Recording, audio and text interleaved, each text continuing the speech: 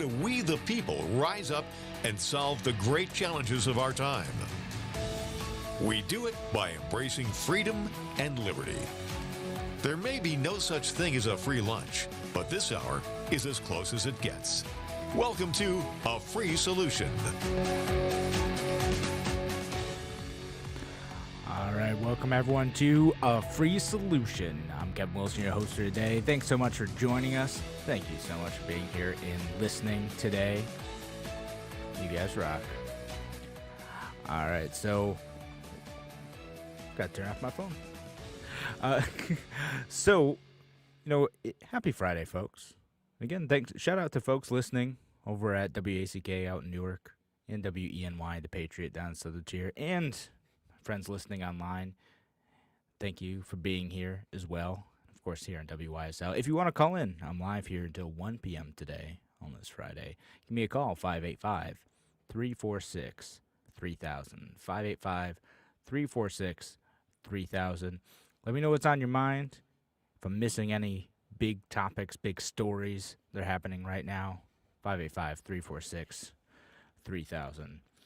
And, I do want to do a little follow-up from the story I was talking about on Wednesday, because I was talking about the investigation of the city investigating itself related to the death of Daniel Prude and whether or not they were covering up that case, whether or not they acted properly, all that stuff.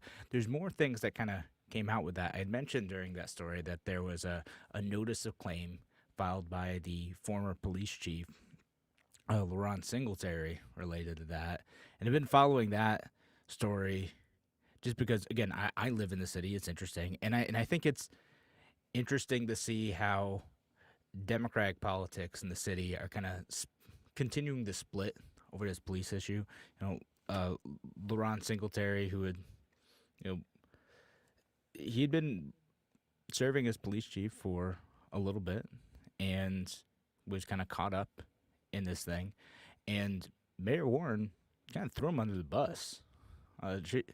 She came out and did these press conferences and said that basically she was never informed about what had gone on with Daniel Prude, and she would have told people sooner had she known what had actually happened. Of course, there's documented evidence that the chief of police had communicated with senior staff, with the communications director, Justin, with, other folks around the mayor over email. And supposedly there's text messages that indicate that too. But now there's this notice of claim that was filed. It's like 20 pages long, and it details the entire timeline of what happened in this whole thing. Again, starting with the initial detention of Daniel Prude, to his death, to the investigation being done internally by the police, to the investigation getting picked up by Sandra Dorley's office, to it getting passed on almost immediately up to the state attorney general. So what he's saying here, what Laurent Singletary, the former police chief, is saying here, is that the mayor lied about being informed, because there's several instances where he claims, and again, this is just one person's word against the other at this point. And, I'll post a narrative for those listening online. Again, make sure you follow us on A Free Solution Facebook page, so you can check out what I'm referencing. And also, by the way, if you subscribe to our podcasts, I usually post the links of whatever I'm talking about in there too. If you want to read more information, see where I'm looking up stuff, I like to cite my sources and stuff and show you guys that, I'm talking about something that's real and tangible. Check this stuff out. It's worth reading. It's kind of a wild ride. And again, you see how the political currents may have, and again, it's just an allegation at this point, may have encouraged the mayor to come up with something to kind of cover her butt in this situation, seeing how the popular sentiment was being turned against the police, and the response that both the city of Rochester and the Rochester police had to this, she wanted a scapegoat, and I think that's what it looks like. She wanted a scapegoat to say like, oh well, someone didn't tell me, and that's why I didn't talk about this, and not even just like she was distracted by COVID stuff or whatever. Now, the city of Rochester senior officials, most likely, and possibly the mayor too, seem to have known about this for a while. But the mayor's saying she didn't know about it until August. Didn't see the body cam footage until August, and is blaming the chief of police for this. Chief of police was then apparently, and here's the big thing too. He's claiming, Lawrence Singletary is claiming that Mayor Warren and other folks within the city asked him to lie to city council in this investigation to say that to confirm the mayor's story, to just go along to get along, to just say, oh well, we got to protect the big boss. This is why you have this job, is because it's at the mayor's discretion. So if you don't go along with the story, get on the same page, well, you'll be out of a job. So he's suing the city again for defamation of character, because the city of Rochester and Mayor Warren has kind of thrown him under the bus, said that he misrepresented the story, that he didn't do his job correctly. He was going to resign and then was fired, which has actual financial consequences for this guy. That he would lose his pension because of this, as I understand it. And of course, when he's suing this, it looks like he's suing the city of Rochester. So the less fun part about this, I would, if Mayor Warren was kind of like personally financially responsible for wrongdoing, if the court finds that she had indeed done what is alleged here, if she was personally financially responsible for this, I'd probably feel a bit better about that. And maybe there is some liability there. I'm not a lawyer, but what I'm betting is that somehow this is going to cost us taxpayers in Rochester a bunch of money, because that's how that works, right?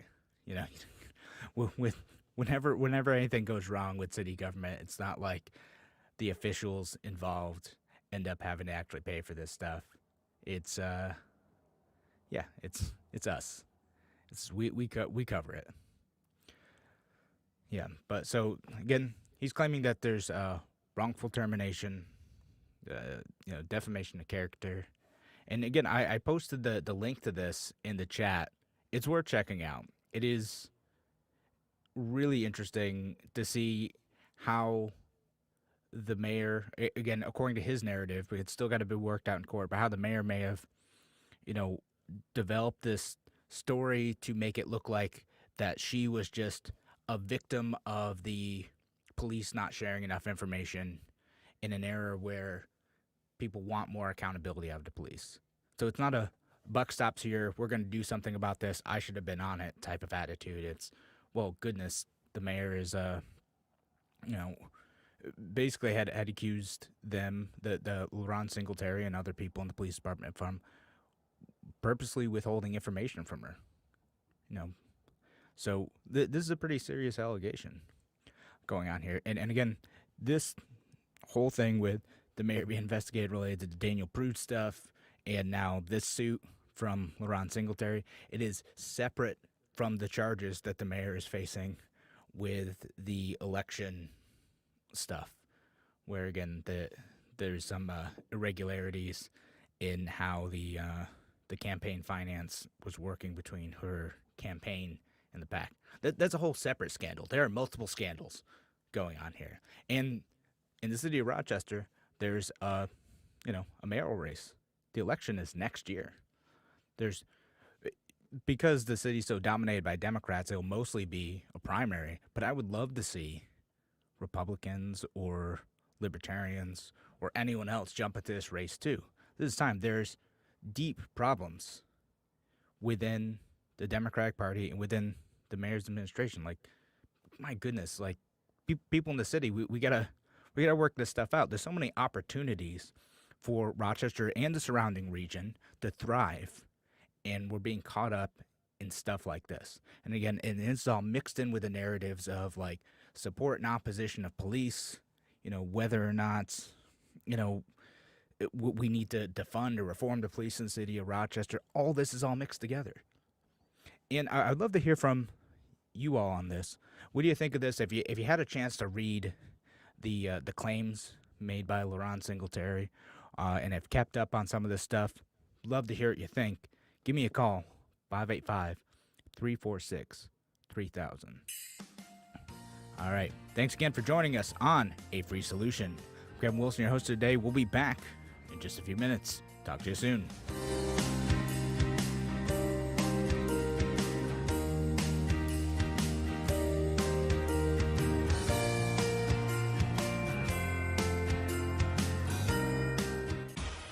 Your business relies on computers and technology to operate. Slow, unreliable networks and servers can cause unplanned downtime and affect your bottom line. The experts at SimpleTech Innovations are here to help. Their preventative maintenance program ensures that your computers and network are kept up to date and monitored for any issues, keeping your business running smoothly. They also help clients achieve HIPAA, PCI, and New York State cybersecurity compliance to keep your network safe and secure. Whatever your business IT needs are, SimpleTech Innovations should be your first call. They've won the Best in Rochester 8 years in a row and have an A+ Better Business Bureau rating. Call them today for a free consultation at 585-200-3182. That's 585-200-3182. SimpleTech Innovations.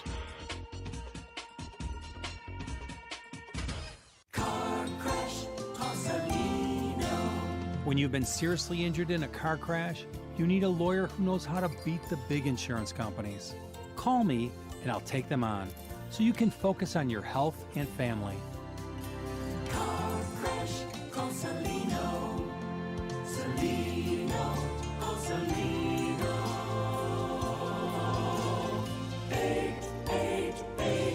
888-2020. Main Street, Rochester. Rochester's only NCAA Division II athletic scholarship program wants you. Our Life in the Balance approach to athletics will provide you with an opportunity to succeed in the classroom and in your sport while allowing you the time to be involved with your personal interests and even study abroad. The Redhawks compete in the East Coast Conference and their student athletes excel in the classroom and on the playing field. If you're ready for the challenge of high-level athletics while earning a college degree that will prepare you for the future, visit robertsredhawks.com. Why do businesses choose to move their website from Wix and Squarespace to SimpleTech Innovations? Maybe it's their excellent customer service or attention to detail. Maybe it's their ability to give a truly customized solution. Or perhaps they just like the fact that SimpleTech is a local small business that builds great relationships with its clients. Whatever the reason may be, you can rest assured knowing that the local team at SimpleTech has your best interest in mind when building or updating your website. They're hands-on and love helping customers achieve their goals. But don't take my word for it. They've won the Best in Rochester 8 years in a row and have an A+ Better Business Bureau rating. If your website doesn't match your dreams or isn't achieving your goals, give the professionals at SimpleTech Innovations a call today for a consultation at 585-200-3182. That's 585-200-3182. SimpleTech Innovations. A free solution. All right, welcome back to A Free Solution. If you want to participate in this conversation, again, leave us a comment online on the Free Solution Facebook page, on Kevin Wilson Libertarian page, on YouTube, on Twitter, any of those. Leave us a comment, or, of course, give us a call, 585-346-3000. That's 585-346-3000. Thanks again for listening today, folks. And, you know, we're talking about what was going on with the investigation, the city of Rochester investigating whether or not anyone had acted unethically related to Daniel Prude, and now a new lawsuit from the former chief of police, Laurent Singletary, who was planning on retiring. You know, he's not that old, but he's planning on retiring related to this, because the way he tells it is that he was being asked to lie, and he was refusing to lie, that he didn't want to misrepresent what he saw as his timeline and discussions with the mayor and the senior staff related to the death of Daniel Prude, and he was being asked, allegedly, to lie to city council and other investigators who were trying to figure out what happened in this. And I do want to say, I don't think that the former police chief is totally blameless in this. He could have at any time said publicly, what was going on. I know there's an investigation, but he could have let the public know. He's a public servant too.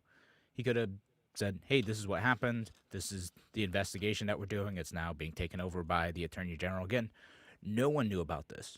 No one knew about this until late August. Like, it just wasn't a thing. The public wasn't talking about it. We could have been talking about it in March or April. And again, if it had gone out then, it probably would have been buried, honestly. Like, everyone's so consumed with the coronavirus stuff, it probably would have not that the death of a man, potentially caused by police actions isn't something to be deeply concerned over, but I think it might have gotten consumed in other stuff. We could have been looking at things totally differently. It might have come up again during the George Floyd protests, which again happened anyway, but now people are mad because they feel like there's been a cover-up.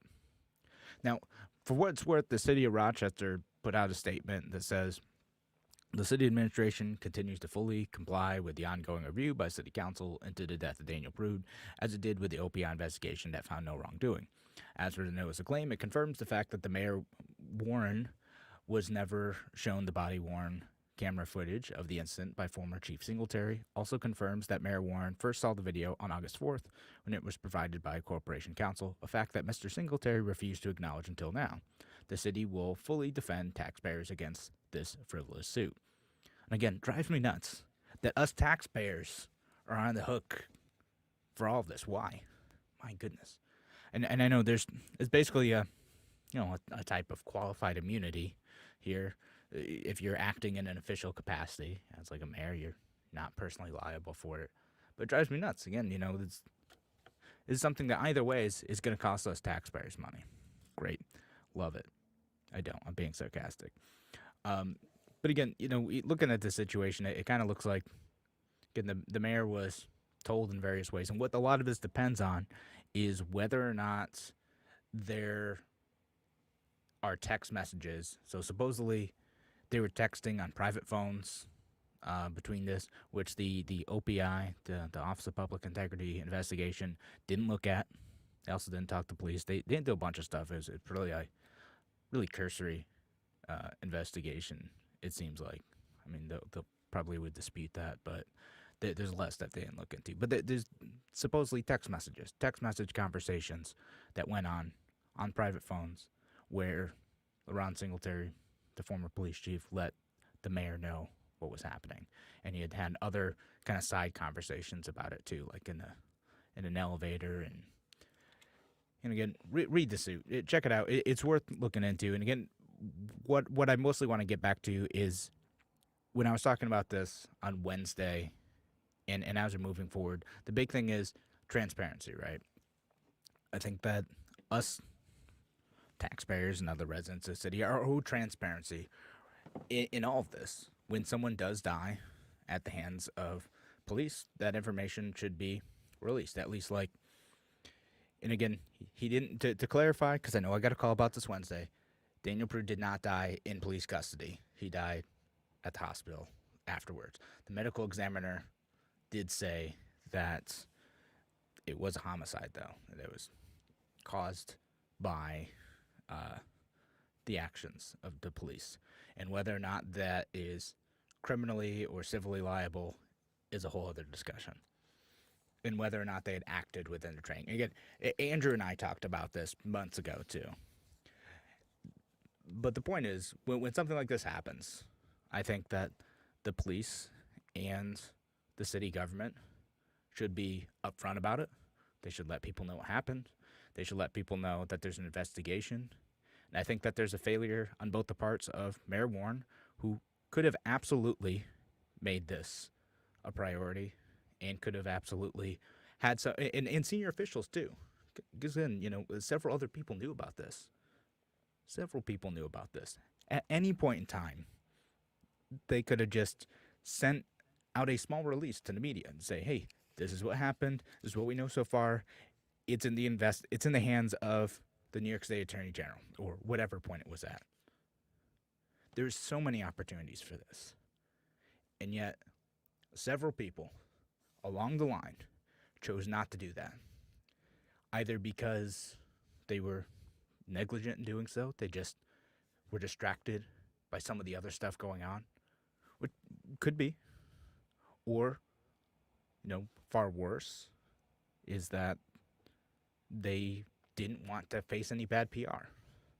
That they refused to be transparent because it would make them look bad. Mayor Warren's up for election next year.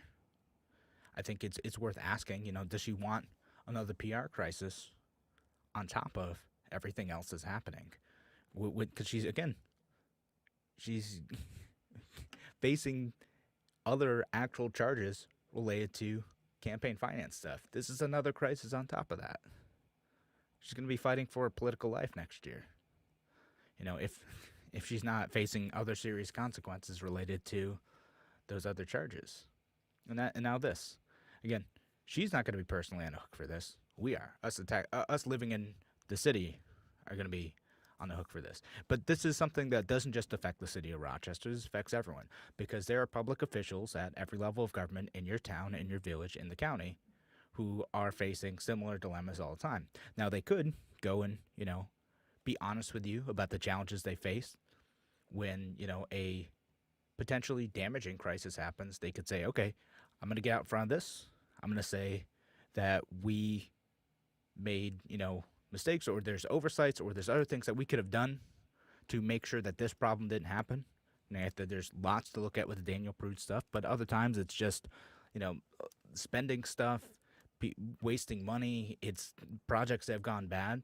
At every level of government, there's a desire. Politicians are so fearful about losing re-election in some cases that it drives them to do stuff that's immoral. It drives them to maybe not lie, but maybe be less forthcoming about the truth and the challenges that they face than they ought to be. That they could go out and get in front of the challenges and work together with other folks to make sure that they can overcome the challenges and that problems don't continue to happen in the future. But no, a handful of them, sadly too many. And again, this isn't just a Democrat thing, this is a Republican thing, and this isn't just a local thing either. This is something that happens at every level of government. My goodness, Governor Cuomo does this all the time. We look at the nursing home issue.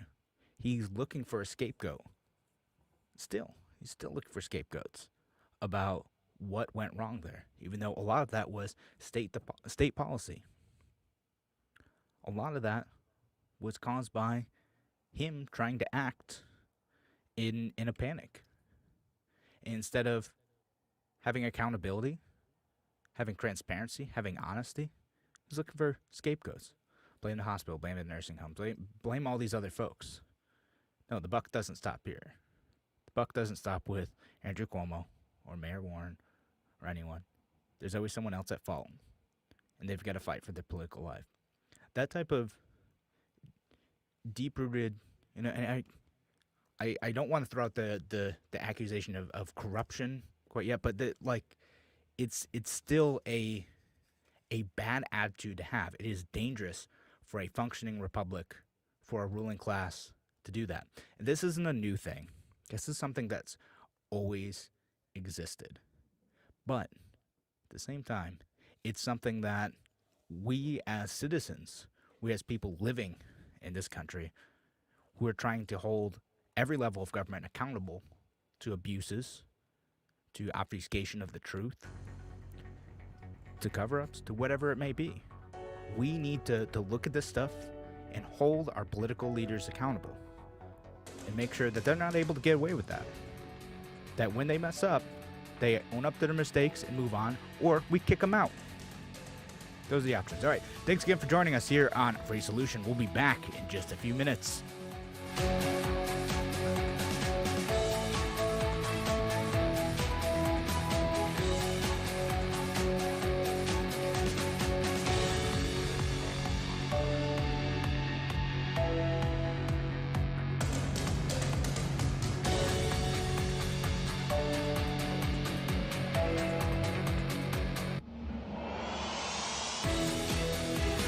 stand up for your freedom. AM 1040 Avon Rochester, FM 92.1 Rochester, and FM 95.5 Spencerport. Here's the latest forecast from the News 10 NBC Weather Center for tonight. We'll see partly cloudy skies, a definite chill in the air. Many of us will dip down well into the teens tonight. Saturday, we'll see increasing clouds. Could be a flurry late in the day, high in the 30s. Better chance for some light precip at times on Sunday. Will be a mixture of some snow showers and a couple of raindrops, as temperatures Sunday are in the 30s to near 40. I'm Rich Canilia, WYSL. Tax season is upon us once again. Whether you're looking for small business or individual tax return services, you need to know how the recent CARES Act provisions have affected your tax situation. Issues to consider: stimulus checks, early retirement distributions, PPP loans, and much more. Better get the A-team on your side. Paget Business Services in Caledonia has the experience and expertise to help benefit you the most. They use state-of-the-art tax software, and owner Ben Guerrera has many years of experience. This year, with new COVID-related changes, don't even think about struggling with generic tax prep software or trying to work with a relative or friend. There's a lot new to know. So call Paget Business Services in Caledonia to make your tax appointment. Get peace of mind this tax season and head into 2021 with confidence. Paget Business Services, preparing individual and small business tax returns since 1991. Call 538-2501. That's 538-2501. You can also visit their website at pagetbusinessservices.com/Caledonia. Now is a great time to shop at Victor Chevrolet. Come see how easy it is to do business with us. Winter driving is safe and fun when you lease the 2020 Equinox front-wheel drive LS. Just $129 a month for 36 months. Or buy it for just $24,990. Or enjoy the versatility of a tough and roomy 2021 Silverado LST. Lease for only $229 a month for 36 months. Or buy it for just $43,990. Lease a 2020 Chevy Trax LS front-wheel drive for just $89 a month for 36 months. For Equinox, Trax, or Trailblazer, must have current lease and household. 10,000 miles per year. $2,500 cash or trade. First payment, tax, acquisition, and DMV fees are all due at signing for all leases. Would you prefer to buy? Save big when you buy a 2019 Trax LT all-wheel drive with convenience package, power drive seat, and keyless entry and start. MSRP $26,145. Buy it now for just $19,990. This winter, find new roads at Victor Chevrolet, Route 96 in Victor. Visit VictorChevrolet.com. We're here with David Meyer, owner of Lightspeed Computers, who for the past 25 years has been the premier computer repair center in the greater Rochester area for home and small business customers. That's right. But now at Lightspeed, we mean business. We want to be your IT department, your trusted technology advisor. Interesting. What kinds of business services are you offering, and what size businesses should call? Lightspeed can help startups right up to a 300-employee business, network security, cloud computing, and daily help desk. We are your IT department. That's outstanding. Can Lightspeed help businesses prepare for the New York State SHIELD Act? Absolutely. When you partner with Lightspeed, you are getting 80 years of experience for the yearly cost of a good receptionist. Lightspeed Computers delivers honest service, fast response, fair pricing. Visit our new location at 97 Canal Landing, Suite 11, or go to lightspeed.biz. That's LYTE speed.biz, where we mean business. Villa of Hope is here for you. Adults, youth, parents, grandparents, no matter who you are, we are here to respond to you and make connections to the services you need right now. How that help looks may be different from before, but we are committed to making sure we are giving you our best while keeping everyone as safe as possible. Let us help rebuild your resilience. Call 1-877-584-HOPE. That's 1-833-993-HOPE. Avon Floral World has the area's largest selection of fresh flowers, silk arrangements, gifts, and home decor. Check out the holiday collection created by Avon Floral World's master designers. Beautiful holiday arrangements exclusively at Avon Floral World, plus a great selection of plants. Area-wide delivery with COVID compliance. Call 226-3496 or visit our website, avonfloralworld.com. Avon Floral World. We deliver smiles. Blackhawk Lock and Key offers a wide range of locksmith services. Blackhawk makes keys, rekeying and master key services, automotive key chips, fob and programming for domestic and most foreign makes. Visit blackhawklockandkey.com. WYSL. Quinn. Hey, little nut cracker. Reminds me, where is Hillary anyway? Oh my gosh. Okay. Happy holidays. It's Christmas. Merry Christmas. Win in the morning. A free solution. All right, welcome back to A Free Solution. I'm Kevin Wilson, your host for today. Thanks again for joining us. We're here on WYSL until 1 p.m., so give us a call, 585-346-3000. If you have any thoughts on what I was talking about before, I was talking about the LeBron Singletary suit against the city of Rochester and Mayor Warren, and also transparency in government altogether. But I'm going to well, again, also shout out to our friends down the line, too, WACK out in Newark and WENY, the Patriot down Southern Tier, our online listeners, too, on Facebook, on YouTube, on Twitter, all those places, and our podcast listeners, too. We get several of you who listen to the podcast afterwards. I know, and we have a new email address, too. If you guys want to contact us, just go to send an email to contact@afreesolution.com. Nice and easy one. I can't believe I got that domain, afreesolution.com. I'm amazed. Dumb luck sometimes. That's just how it works out. But contact@afreesolution.com. I get those emails. Larry will get those emails too. And so if you have questions, concerns, thoughts about future shows, stuff you want to send us, I do read that. If you contact the station, they send it to me too. If they contact WYSL, they'll send it over to me. But I appreciate your feedback. I appreciate when you guys call us, send me emails, send me messages on Facebook, all that stuff. I do read it, and I usually respond to most of you if I can. And, yeah, it keeps us honest, keeps us sharp, and lets us know, what do you want to hear? What do you want to hear about? You know, I want to know what you guys are interested in. If there's any topics that we're missing that we need to be covering, Larry and I will cover them. We want to make stuff that's cool to you. And if you can help us with some of the research, too, even better. That would be great. Okay. But again, thanks everyone for listening. You can also send us voicemails through the podcasting thing through Anchor. But all right, that my last of my self promo. I promise. That was it. All right, the bill I want to talk about is there's a new bill that Congressman Justin Amash has put out there, and Justin Amash is the only Libertarian member of Congress at this point, and unfortunately, he didn't run for re-election. Losing a couple of interesting folks this session. Justin Amash no longer in, and Tulsi Gabbard, who is supporting a bill to pull back the Patriot Act, also isn't running. But it sounds like we got a call on the line. John from Rochester. John, what's on your mind, sir? Hey, Kevin. Yeah, you were talking about the Daniel Prude situation. I got to tell you, I think they should get a second opinion on the cause of death. I'm very skeptical about that cause of death. And I draw a parallel to George Floyd. George Floyd, initially, it was a murder by police. The long and short of it was he died of a drug overdose. So there was a lot of confusion at the beginning, and I just wonder if they should get a second opinion on Daniel Prude.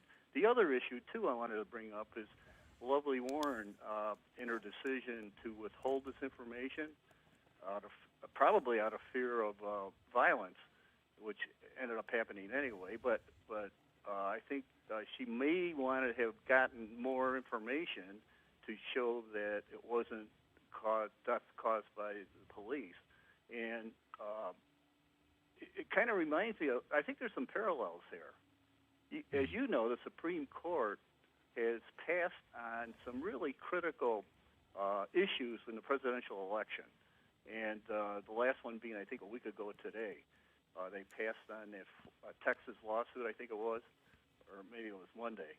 And I heard on WYSL this morning somebody talking about C-SPAN. C-SPAN had a guest who, in fact, I think it was the actual recording of C-SPAN.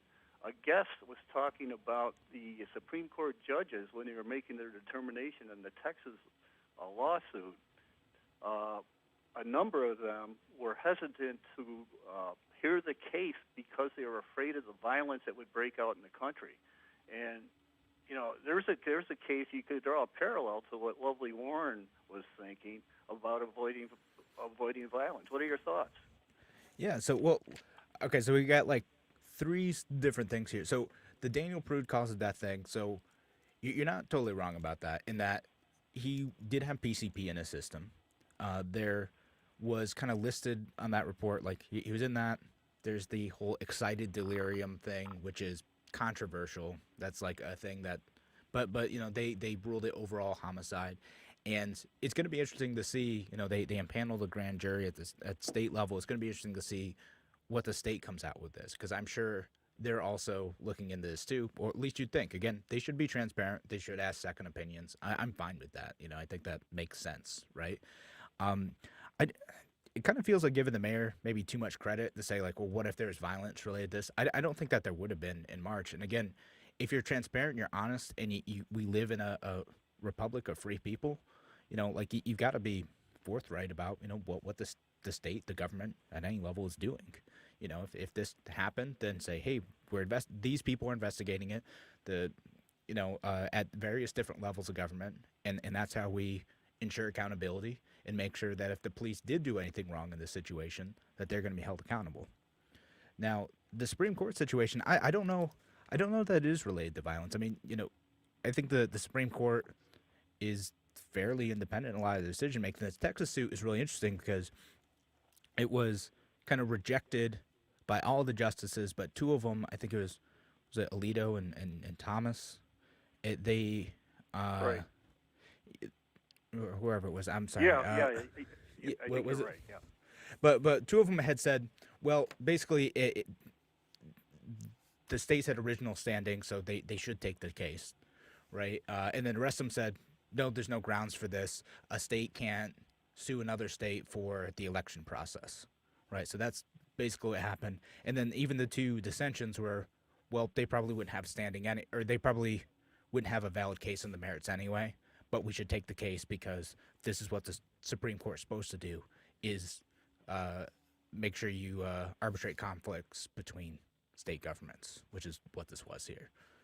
Well, my concern is, in a more general sense, is I think some of these court decisions and other decisions by politicians are being fueled by the fear of violence, especially groups like Antifa and Black Lives Matter, et cetera, I think are fueling so much fear by public officials and by judges that violence will break out. And I, before I heard this on C-SPAN, or recording that was on C-SPAN of this individual, I had thought about it a lot, about the Supreme Court and some of the state courts and the avoidance of violence.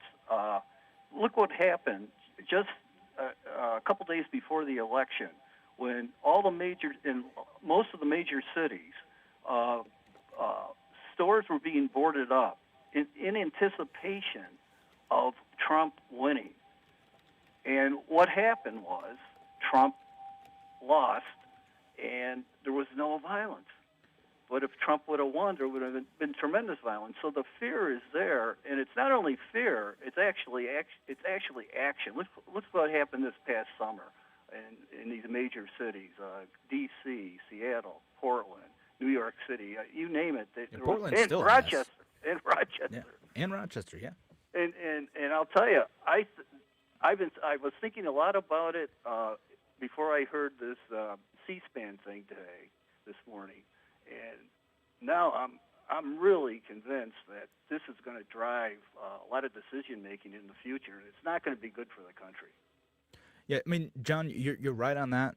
In that we can't let our legal decisions be made by the threat of violence, right? Like the violence that some of these folks have brought to the discussion, and it's not even a discussion at that point, it is really ugly, and we need to condemn that. And that's no way to operate. That being said, I'm not sure that the Texas lawsuit was decided for that reason, because I think that there are other issues with that lawsuit too.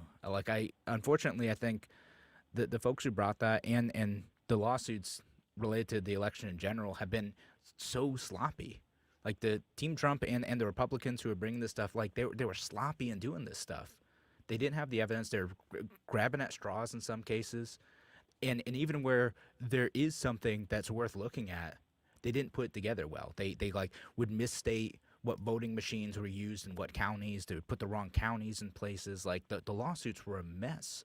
Like, man, if we want the Republican Party to have their stuff together, like, this is not a good sign. Again, Well, I would go ahead, John. We'll give you I a didn't want to last interrupt word, you. then we got to go. Yeah. Did you see the hearings that were done in Pennsylvania and I think Michigan or maybe Wisconsin? It was pretty credible evidence, and I'll tell you, as far as the Texas, the validity of the Texas lawsuit, I listened to Mark Levin on that subject, and he's a constitutional expert, and he said there was tremendous amount of evidence to hear that case, number one. Number two, to prevail. And Levin, I think Levin's a pretty straight shooter, and he's definitely an expert in constitutional law. And there were others also. Yeah, for sure. All right, so we do got to go, but thank you so much for the call, John. I'll talk a little bit more about this thing Thank you. after the break. Thank you so much for giving us a call. And if anyone else wants to give us a call and participate in this discussion, 585-346-3000, 585-346-3000. Talk to you in a few minutes. Why do businesses choose to move their website from Wix and Squarespace to SimpleTech Innovations? Maybe it's their excellent customer service or attention to detail. Maybe it's their ability to give a truly customized solution. Or perhaps they just like the fact that SimpleTech is a local small business that builds great relationships with its clients. Whatever the reason may be, you can rest assured knowing that the local team at SimpleTech has your best interest in mind when building or updating your website. They're hands-on and love helping customers achieve their goals. But don't take my word for it. They've won the best in Rochester 8 years in a row and have an A+ Better Business Bureau rating. If your website doesn't match your dreams or isn't achieving your goals, give the professionals at SimpleTech Innovations a call today for a consultation at 585-200-3182. That's 585-200-3182. SimpleTech Innovations. Hi, my name is Ryan Bourne. And I'm Danica Bourne. And we're the owners of South Coast Tax. We would like to thank our Lord for protecting us from evil. Psalm 91 states, "He is my refuge and my fortress, for he will rescue us from every trap and protect us from deadly disease." South Coast Tax are Christian-based tax accountants and attorneys who specialize in releasing bank levies, wage garnishments, and filing complex tax returns. We are the leaders in acceptance of offers and compromise with awesome results. We are also a small firm who will treat you like family and not just a number. Call us today at 1-800-TAX-1176 for a free consultation, and we'll take the time to explain all of the programs that you qualify for in order to allow you a fresh start. In John 8:36, so if the Son sets you free, you will be free indeed. And one way we can achieve that is by being debt-free. So let us help you today. Call us at 1-800-TAX-1176, and together we can help achieve this goal by putting the IRS tax debt behind you for good. Again, that number is 1-800-TAX-1176. Your business relies on computers and technology to operate. Slow, unreliable networks and servers can cause unplanned downtime and affect your bottom line. The experts at SimpleTech Innovations are here to help. Their preventative maintenance program ensures that your computers and network are kept up to date and monitored for any issues, keeping your business running smoothly. They also help clients achieve HIPAA, PCI, and New York State cybersecurity compliance to keep your network safe and secure. Whatever your business IT needs are, SimpleTech Innovations should be your first call. They've won the best in Rochester 8 years in a row and have an A+ Better Business Bureau rating. Call them today for a free consultation at 585-200-3182. That's 585-200-3182. SimpleTech Innovations. A free solution. Welcome back to A Free Solution. I'm Kevin Wilson, your host for today. Again, give us a call, 585-346-3000. John had, mentioned the concept of, our courts or politicians making decisions because of the threat of violence. I mean, maybe, but, I think that particularly in the city of Rochester, like with the Daniel Prude stuff, the riots hadn't really happened yet. And I think, like, honestly, the risk of that was low. And even if that were the case, public officials and the police have a responsibility, even a duty, to be transparent about what is happening. It doesn't matter if people can be mad. You're going to face protests sometimes when you mess up. You're going to face, we shouldn't expect to face violence. I think that's a different issue. I think the level of political violence that is threatened by both the far left and the far right, because there's some far right folks out there doing the same thing now too. I don't like it. It's ugly. I don't want any of that. That's not how we live in a free society founded in liberty and in a republic that makes decisions that need to be made by governments, but also respects our individual liberties. That's not how any of that should work. Again, what I would love to see, what also Larry would love to see, is again a free society that's peaceful and transparent. I think that's possible. But when our politicians and our political leaders fail to do that, we need to call it out. We need to discuss it. We need to get better people in. That's what it is. A lot of times it is. We do need to get better people in government, or we just need to dismantle the power structures that make government abusive and ridiculous and, constitution destroying. But I'll post some other links about some of the lawsuits. I'll read off really quickly. Just if you guys haven't seen the Texas v. Pennsylvania thing, it is 2 paragraphs from the Supreme Court. They were very concise in dismissing that, and I posted that in the comments online. So if you go to our A Free Solution Facebook page or the Kevin Wilson Facebook page, you'll see those in the comments under today's episode. The order reads from the Supreme Court: State of Texas motion for leave to file a bill of complaint is denied for lack of standing under Article 3 of the Constitution. Texas has not demonstrated a judicially cognizable interest in the manner in which another state conducts its elections. All other pending motions are dismissed as moot. So basically, Texas doesn't have standing to question the elections of another state. There's 2 dissents. There was from Alito and Thomas. It says, in my view, we do not have discretion to deny the filing of bill complaint in a case that falls within our original jurisdiction. See Arizona v. California, blah, blah, blah. I would therefore grant motion to file the bill of complaint, but would not grant other relief, and I express no view on any other issue. So basically they're saying they have to take the case because it is the state suing another state, but wouldn't grant the relief. And the relief they wanted to grant was basically to withhold the states that they were suing from casting their electoral votes. So that's what relief they were asking for, to basically stop, the casting of ballots, which is, again, how our elections work. We don't really vote for president on November 3rd. We weren't voting for president if you were, checking the box for Trump or Biden or Joe Jorgensen or whoever. You're voting for electors who then go and vote. And as of right now, the electors that are recognized officially by boards of elections of the state have Biden win the election. That'll be certified by Congress in January, and then that'll be it. But effectively, it's done. Comment from Nathan: transparency would probably lead to peace. Yeah, I agree, Nathan. Again, I think if people feel like the government's being honest with them, you're more likely to have a peaceful interaction. If people feel like, if you're being honest, transparent, accountable when something goes wrong, that you can trust that the government's gonna fix the mistakes, yeah, you're gonna have a more peaceful thing. When people start to think violence is an acceptable solution to issues with the government, is when you think they are gonna lie to you, that they're gonna hurt you, and again, a lot of governments have proven that they can't be trustworthy, and that they will use violence against you when you speak out against them. That's what happens all over the world, but even in the United States too. Government is a institution that often only knows how to use violence to get its way. But we don't want to do that. We can do better. We can have a constitutional republic.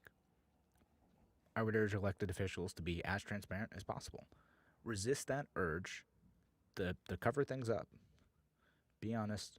We're likely to have more peace. People are more likely to come to a table with good solutions. Again, the objection to with the protest related to the police stuff is rooted in communities that are subject to violence. I think there's a legitimate claim in a lot of these cases. Again, not the violence, the breaking windows, doing none of that stuff's legitimate to me. I get why it happens, but when communities are subject to state violence, you can't be surprised when people start fighting back a bit. The best way to mitigate that is, again, protect people's rights, be honest. And, yeah. And government, Nathan also goes on to say, government's often fighting and bickering with itself. You know, how can they expect people to not be violent? We need government leading by example. Maybe, you know, I don't necessarily think that I need the government to lead by example. I don't expect my government, maybe this is setting expectations too low. You know, I don't necessarily look to government as my moral compass. The governments generally over the years are not good examples of morality, to say the least. But maybe they should be. It would be good if they were. It would be good if they're transparent. Because, again, there's so much at stake with the government's ability. Like right now, with New York State, let's talk about government trust there. You know, can we trust that Governor Cuomo is acting within our best interests when he is shutting down restaurants, when he was shutting down gyms and salons, when he is destroying the livelihoods of people?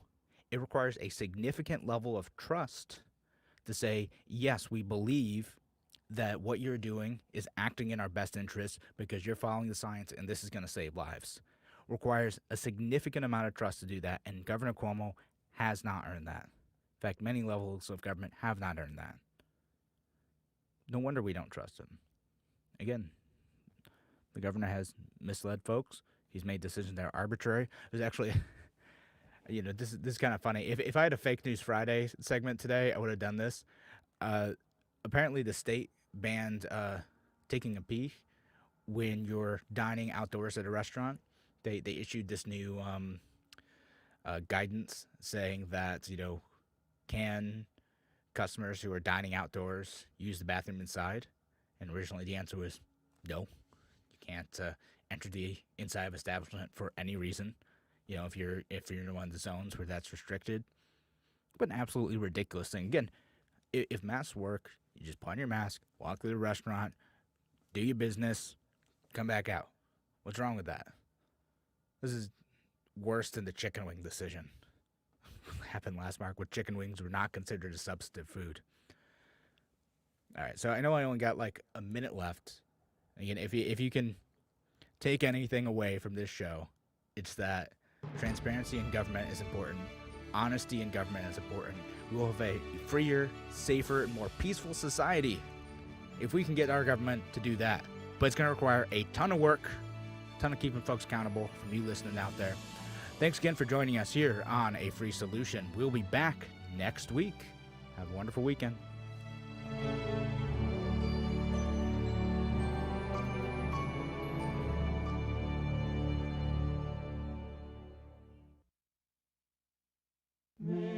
Merry Christmas. Looking for a gift for that hard-to-buy-for person? A gift from Fratelli's Restaurant in Avon is sure to please. While giving the gift of fine Italian food, Fratelli's gives you a gift too. Through December 24th, buy $50 or more of gift cards and receive a free $10 certificate. Some restrictions